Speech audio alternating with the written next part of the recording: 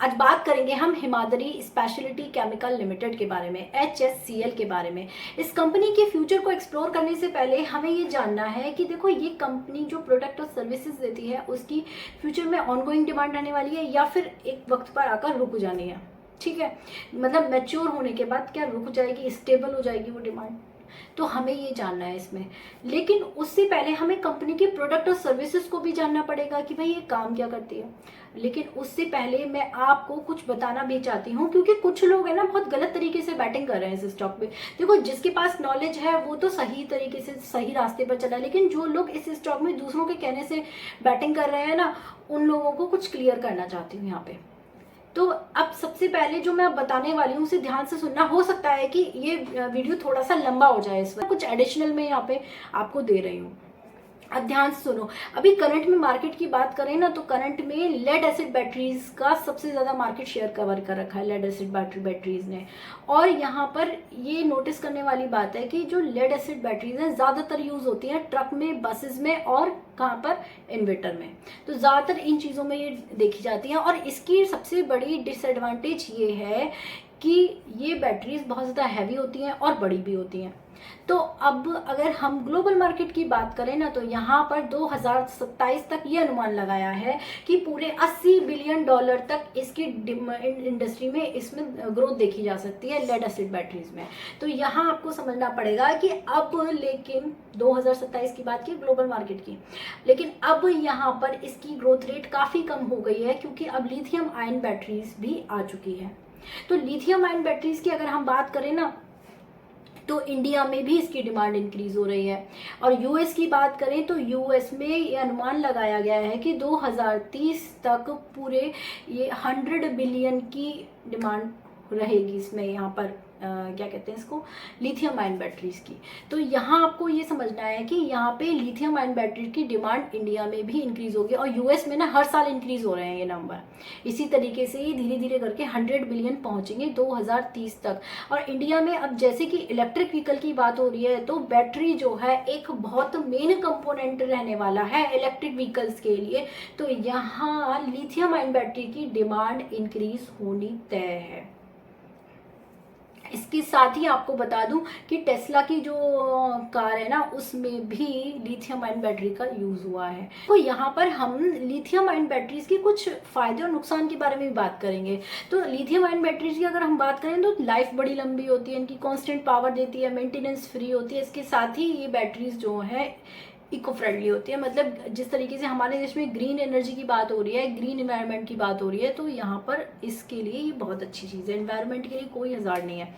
इसके साथ ही अगर डिसएडवांटेज की बात करें ना, तो इसकी कॉस्ट बहुत ज़्यादा है इसमें बैटरी के फूलने की, क्योंकि जैसे कैथोड और एनोड के बीच में जो इंट्रैक्शन होता है ना, उसकी वजह से ही पावर जनरेट होती है, ये तो सभी को पता होगा।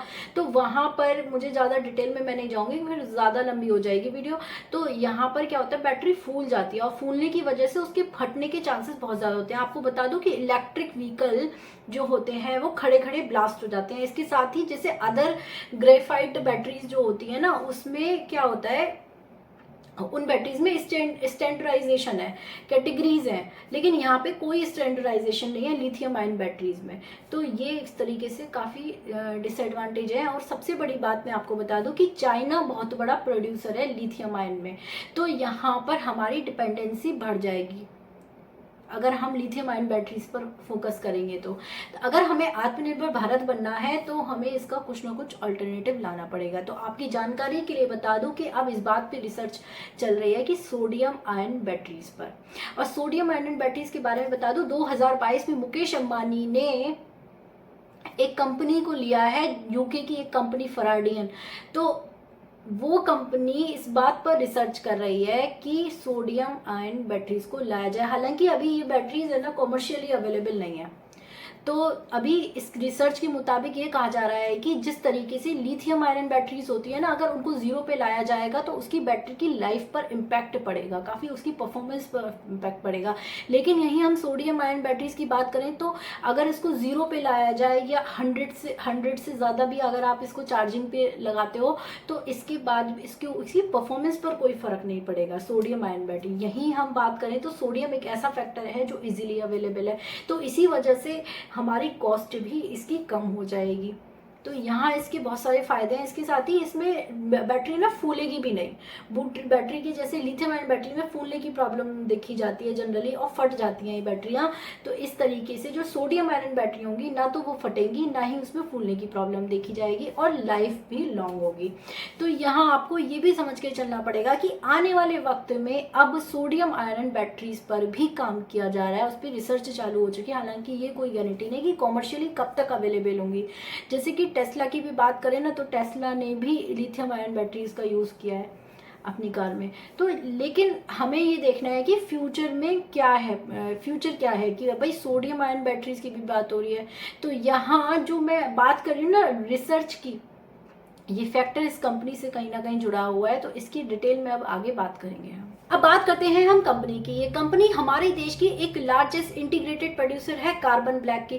कंपनी के मुताबिक कंपनी ने जब अपने कार्बन ब्लैक प्लांट को स्टैब्लिश किया था तो अपनी जो पूरी टीम है ना उसके साथ इंश्योर किया था अच्छे से कि कहीं से भी कार्बन का लीकेज ना हो, ताकि इन्वायरमेंट को कोई नुकसान ना पहुंचे। इसके साथ ही कंपनी के पूरे 12 साल के सफ़र में ना कंपनी का ये जो ब्लैक कार्बन प्लांट है इसको वाइट शर्ट में रखने का काम एक बहुत बड़ा अचीवमेंट रहा है। कोलकाता की बात करें तो कंपनी ने सिर्फ एक कोल से स्टार्ट किया, उसके बाद ये डिस्टिलेशन करते हैं, उसके बाद जो अलग अलग तरीके के फ्रैक्शन ऑफ ऑयल्स मिलते हैं, उसके बाद वो अलग अलग तरह की एप्लीकेशंस होती हैं। उसके बाद जो ये इंटीग्रेटेड प्रोसेस है ना, पूरा इंटीग्रेशन का प्रोसेस, ये आपको दुनिया में कहीं देखने को नहीं मिलेगा। ये कंपनी ग्लोबल टीम के साथ काम करती है। चाइना, जापान, यूरोप और साउथ कोरिया के लोग इनके साथ जुड़े हुए हैं जो काम करते हैं। तो एक तरीके से ग्लोबल टीम है इनके पास, और ये कंपनी एक बेस्ट क्वालिटी का जो ब्लैक कार्बन है वो प्रोड्यूस करती है। जो मैंने एप्लीकेशन की बात करी है ना, तो उसका यूज़ कहाँ होता है? टायर्स में, मैकेनिकल रबर गुड्स में, इंजीनियरिंग प्लास्टिक में, जनरल प्लास्टिक में, फिल्म में, कोल इंक में, फाइबर में, कोटिंग में, वायर एंड केबल्स में। तो यहाँ इसका यूज़ होता है। इसके साथ ही कंपनी के पास R&D फैसिलिटी है विद अपग्रेडेड लेटेस्ट टेक्नोलॉजी। इसके साथ ही कंपनी के पास पायलट प्लांट्स भी हैं फॉर एप्लीकेशन सिमुलेशन, जिससे कि नए प्रोडक्ट को बनाने में ये लोग सक्सेसफुल रहते हैं। इसके साथ ही कंपनी क्योंकि एज पर इंटरनेशनल एस्पेक्ट भी काम करती है, तो कंपनी के पास लैब भी है, क्वालिटी कंट्रोल लैब भी है। तो इसका भी आपको ध्यान रखना है। और कंपनी ने ना भी रिसेंटली है ना एक ना यूनिट स्टार्ट की है, जिसके बाद इनकी 1,20,000 टन पर एनम जो कैपेसिटी थी ना, प्रोडक्शन कैपेसिटी, वो अब पूरी बढ़कर 1,80,000 टन पर एनम हो चुकी है। तो यहाँ कंपनी जो मैन्युफैक्चरिंग कर रही है ना, वो वहाँ जो मैन्युफैक्चरिंग कर रही है नए प्लांट, नई यूनिट में, वो कर रही है स्पेशलिटी कार्बन ब्लैक का। और कंपनी के मुताबिक इस बढ़ती हुई जो प्रोडक्शन कैपेसिटी है, इसके कारण इनका जो प्रोडक्ट पोर्टफोलियो है वो भी इंक्रीज हुआ है। स्पेशलिटी कार्बन ब्लैक के अंडर जो ग्रेड्स हैं, उसकी जो ब्रांड्स हैं उसके नाम मैं स्क्रीन पर दे दूंगी, आप खुद देख लेना। और अगर हिस्टोरिकली आप इनके डेटा को चेक करोगे तो आपको पता चलेगा कंपनी अब तक अपनी वॉल्यूम का सिर्फ 2 से 3% ही एक्सपोर्ट करती थी, और अब ये स्पेशलिटी कार्बन ब्लैक आने की वजह से ये पूरा 30% तक जंप कर चुकी है। यहाँ आपको समझना पड़ेगा कि देखो, जब कंपनी एक्सपोर्ट पर ध्यान देती है तो उसके मार्जिन ऑटोमेटिकली बढ़ जाते हैं। इसके साथ ही कंपनी इनोवेटिव भी बन जाती है न्यू प्रोडक्ट को डेवलप करने के लिए। नई टेक्नोलॉजी का जो एडॉप्शन है वो इजीली कर पाती है, क्योंकि वो एज पर इंटरनेशनल स्टैंडर्ड अपने प्रोडक्ट को तैयार करती है, तो उसकी रिक्वायरमेंट्स को पूरा करती है। तो यहाँ आपको ये भी समझ कर चलना पड़ेगा कि जब कंपनी के मार्जिन भी इंक्रीज होते हैं एक्सपोर्ट करने की वजह से, सबसे बड़ी बात ये है। तो यहाँ जब भी एक्सपोर्ट की बात आती है तो कंपनी की वैल्यू बढ़ जाती है। अब यहाँ पर है ना, क्योंकि कंपनी है ना स्ट्रेटेजिकली काफ़ी इनोवेटिव हो जाती है, ये भी हमें समझकर चलना पड़ेगा। कंपनी ने जुलाई में एक कंपनी का अधिग्रहण भी किया है, कॉम्बे प्रोजेक्ट प्राइवेट लिमिटेड का, जो कि अब पूरी तरीके से इनकी सब्सिडरी कंपनी हो चुकी है। उसका रीज़न ये है कि इन्होंने पूरी तरीके से 100% इक्विटी शेयर्स को होल्ड किया है। इसके साथ ही अब ध्यान से सुनना, देखो तेजी की वजह कुछ ये भी है एक्सपोर्ट की, इसको आपको नहीं भूलना है, सबसे बड़ी बात। और अब जो बताने वाली उसको ध्यान से सुनो कि कंपनी ने पिछले कुछ समय में ना एक स्ट्रेटेजिक इन्वेस्टमेंट भी की है एक ऑस्ट्रेलियन स्टार्टअप के साथ, जिसका नाम है सिकोना बैटरी टेक्नोलॉजीज। अब इस कंपनी में जो कंपनी ने इन्वेस्टमेंट की है वो किस लिए करी है? ये जो कंपनी है ना वो स्पेशलाइज्ड है हाई कैपेसिटी सिलिकॉन को डेवलप करने में, एनोड टेक्नोलॉजी को डेवलप करने में फॉर लिथियम आयन बैटरीज, जो कि इनेबल करती है इलेक्ट्रिक मोबिलिटी को और रिन्यूएबल एनर्जी स्टोरेज को। तो यहाँ आपको समझना पड़ेगा कि ये जो इन्वेस्टमेंट कंपनी ने करी है ये एक स्ट्रैटेजिक इन्वेस्टमेंट है, जो कि आने वाले टाइम में कंपनी के जो विज़न मैं आपको बताऊंगी ना अभी, तो उसमें ये पूरी तरीके से कंट्रीब्यूट करने वाला है। अच्छा, यहाँ एक चीज़ और समझने की, जो मैंने आपको पहले बताया ना कि कंपनी के पास R&D फैसिलिटी है, पायलट प्लांट्स हैं फॉर एप्लीकेशन सिमुलेशन, ये सब चीज़ें बहुत इंपॉर्टेंट है, मैंने इसीलिए बताई हैं आपको। मैं ऐसे ही आपको लग रहा होगा, थोड़ा बोरिंग सा भी लग रहा होगा हो सकता है कुछ लोगों को, लेकिन यहाँ पे उसकी इंपॉर्टेंस है, इसीलिए मैंने आपको बताया है कि कंपनी जो है, जो आने वाला टाइम है ना, अब देखो सबसे पहले तो हमें ये समझना है, ये बैटरी का तो जो काम है इसका है, ये ब्लैक कार्बन प्रोड्यूस करती है। तो कार्बन ब्लैक जो ये प्रोड्यूस करती है वो एक तरीके का रॉ मटेरियल है। तो यहाँ आपको समझना पड़ेगा कि कंपनी काफ़ी इनोवेटिव है, जिस तरीके से मार्केट चल रहा है वो उसी के ट्रेंड में चल रही है। ऐसा नहीं है कि वो कुछ न्यू टेक्नोलॉजी को अडॉप्ट नहीं कर रही है, वो काफ़ी इनोवेटिव है। आपको ये भी समझना पड़ेगा कि कंपनी ग्लोबल टीम के साथ काम करती है, तो जाहिर सी बात है, और R&D फैसिलिटी इन हाउस है, इनके पास लैब है, तो ये चीज़ें कंपनी को काफ़ी हद तक स्ट्रेटेजिक बनाती है। और ये भी बता दूं आपको, ये जब सारी चीज़ें R&D की बात होती है, जब भी किसी कंपनी के इन हाउस फैसिलिटी की बात होती है ना, तो यहाँ पर कंपनी एक लॉन्ग रन में अगर हम देखें ना, तो कंपनी का फ्यूचर काफ़ी ब्राइट होता है। उसका कारण सिर्फ यही होता है कि उसके पास अपनी कुछ स्ट्रेटजी है, अपनी कुछ चीज़ें हैं, अपनी कुछ खासियत है जिन पर ये काम करती है। तो क्योंकि अब ये न्यू प्रोडक्ट डेवलप करने के लिए काबिल हो जाते हैं ये लोग, क्योंकि R&D फैसिलिटी का मतलब ही यही हुआ ना, तो यहाँ आपको इसकी इम्पोर्टेंस को समझना पड़ेगा। अब ये कंपनी है ना, आपको ये देखना है कि डोमेस्टिकली और इंटरनेशनली दोनों ही तरीके से काम कर रही है, पूरे 49 कंट्रीज़ में ये अपना बिजनेस कर रही है। तो यहाँ आपको इसकी वैल्यू समझनी पड़ेगी कि कंपनी की वैल्यू बढ़ रही है। उसका रीज़न यही है, पिछले कुछ समय में इस कंपनी ने जो तेज़ी दिखाई है ना, उसका रीज़न ही यही है। अब कंपनी के फ्यूचर की अगर बात करें ना हम, तो कंपनी अपना जो फ्यूचर देख रही है वो लिथियम आयरन बैटरीज में देख रही है, और उसके रिसाइकलिंग प्रोसेस पर भी ये लोग काम करेंगे। तो यहाँ आपको ये भी बता दूँ कि जो लिथियम आयरन बैटरीज की जो ग्रोथ है वो हर साल 33% तक देखी जा सकती है। उसका रीज़न यह है सिर्फ इलेक्ट्रिक व्हीकल। देखो, इसकी जो एप्लीकेशन होती है ना, इसका जो रॉ मटेरियल होता है, उसकी एप्लीकेशन सिर्फ बैटरीज में नहीं होती, उसके एप्लीकेशन जो होती है इंजीनियरिंग प्लास्टिक में होती है, मैकेनिकल रबर में होती है, और अदर चीज़ों की प्लास्टिक में भी होती है। इसके साथ ही वायर में, केबल में, टायर में होती है। तो यहाँ इलेक्ट्रिक व्हीकल एक बहुत बड़ा कंट्रीब्यूशन कर रहा है इनके लिए, क्योंकि जितनी ज़्यादा इलेक्ट्रिक व्हीकल की मैन्युफैक्चरिंग होगी आने वाले टाइम में, उतना ही इनकी रॉ मटेरियल की डिमांड बढ़नी तय है। और इन लोगों का आपको ये भी नहीं भूलना कि इन्होंने स्पेशलिटी कार्बन ब्लैक का प्रोडक्शन शुरू कर दिया है, अपनी प्रोडक्शन कैपेसिटी को बढ़ा भी लिया है। तो ये सारी चीज़ें कंपनी में एक अच्छे लॉन्ग टर्म के लिए बहुत अच्छा व्यू बना सकती हैं। और कंपनी, सबसे बड़ी बात है, कंपनी काफ़ी इनोवेटिव है, सिर्फ उसकी वजह यही है कि R&D, यहाँ ये भी आपको समझना पड़ेगा। और आपको बता दूं कि कंपनी जो एनोड मटेरियल की बात करें ना, इलेक्ट्रिक व्हीकल में जो एनोड मटेरियल होता है उसके R&D पर भी बहुत अच्छे से काम कर रही है। पिछले 3 क्वार्टर में 3 कस्टमर से इनके सैंपल अप्रूव्ड भी हो चुके हैं। तो यहाँ कंपनी की हमें वैल्यू को समझना है। देखो, जितनी भी डिटेल मैंने आपको अभी तक दी ना कंपनी के बारे में, यहाँ उसका रोल ये है कि आपको ये समझना है कंपनी इनोवेटिव है, कंपनी के पास R&D फैसिलिटी है, कंपनी के पास R&D वाली मैन पावर भी है, जिस तरीके से ग्लोबल टीम इनके पास है। तो यहाँ आपको इनकी स्ट्रेटेजिक जो पावर है ना, उसको समझना पड़ेगा यहाँ पे।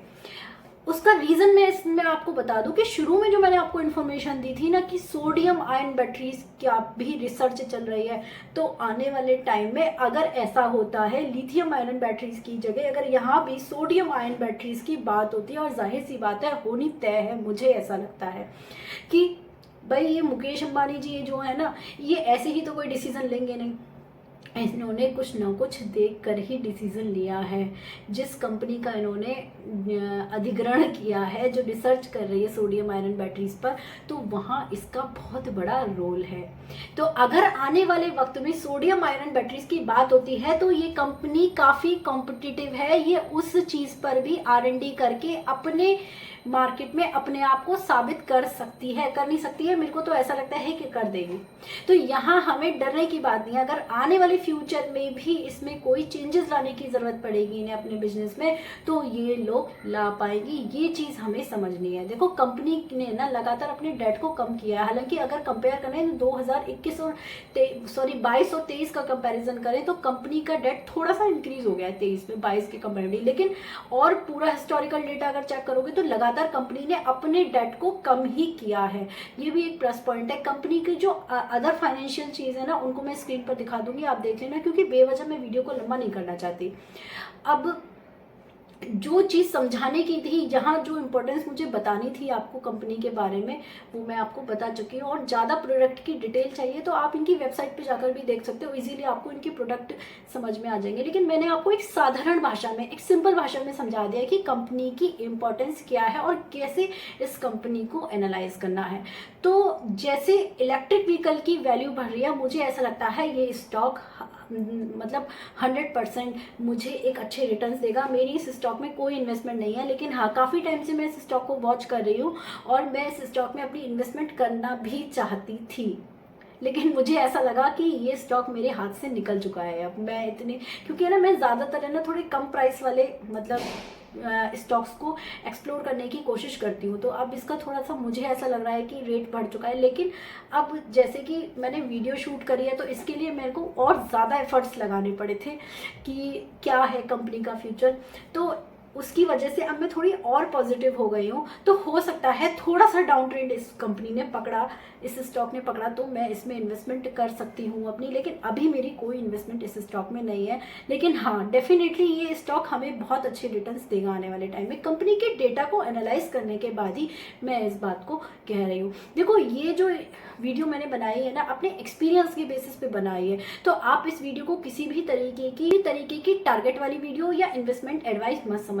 अपनी बुद्धि का यूज जरूर करना, अपनी इन्वेस्टमेंट करने से पहले अपनी स्टडी जरूर करना। देखो मैं हमेशा कहती हूँ, जब तक आप खुद अपना डिसीजन नहीं लोगे ना किसी भी स्टॉक के बारे में, कुछ भी डिसीजन, इन्वेस्टमेंट डिसीजन अपने आप नहीं लोगे ना अपनी इन्फॉर्मेशन के बेसिस पे, लेकिन जो भी इन्फॉर्मेशन के बेसिस पे आप अपना डिसीजन ले रहे हो उस पर बने रहो, इधर उधर मत भटको। क्योंकि आपको अगर नजर आ रहा है कि ये चीज सच में पॉजिटिव होने वाली है उसके फैक्ट एंड फिगर्स को देखकर, तो आप उस पर बने रहो। चाहे वो स्टॉक हो सकता है, जरूरी नहीं है देखो कि कोई स्टॉक हमने बाय कर लिया अपने पोर्टफोलियो में तो ऊपर ही जाएगा, ऐसा कुछ नहीं है। हमने जिस बाय प्राइस पे कराया वो बाय प्राइस पर हमने लिया है जिस स्टॉक को, वो नीचे भी आ सकता है, लेकिन हमें उसमें पेशेंस रखा है। तो मार्केट का ट्रेंड है, ऊपर नीचे अप डाउन, ये तो मार्केट चलता रहेगा ना।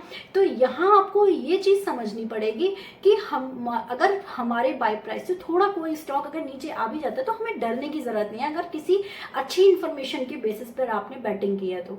यहाँ आपको ये चीज समझनी पड़ेगी और डिसीजन आप खुद लो, अपने इन्वेस्टमेंट डिसीजन। और ये यूट्यूब पर किसी की भी एडवाइस पर है ना, जो बिना फैक्ट फिगर्स के, बिना फ्यूचर को दिखाए कुछ भी आपको बोल रहे हैं ना कंपनी के बारे में कि इसको यहाँ खरीद लो, ये कर लो, वो कर लो, टारगेट दे रहे हैं, तो इस पर बिलीव मत करो। देखो किसी भी कंपनी का कोई टारगेट नहीं होता कभी भी, आपको बता दूं। लॉन्ग टर्म में कंपनी के फ्यूचर को देखकर ही उस पर इन्वेस्टमेंट की जाती है।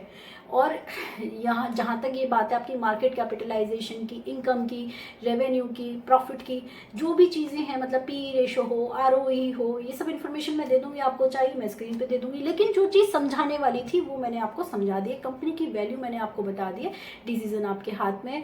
तो आज की वीडियो में इतना ही। देखो वीडियो अगर सच में इन्फॉर्मेटिव लगी हो तो प्लीज़ लाइक कर देना, चैनल को सब्सक्राइब कर देना, और प्लीज़ कमेंट सेक्शन में कमेंट करके मुझे फीडबैक दिया करो, क्योंकि मुझे भी मोटिवेशन मिलता है वीडियो को और ज़्यादा इन्फॉर्मेटिव बनाने के लिए।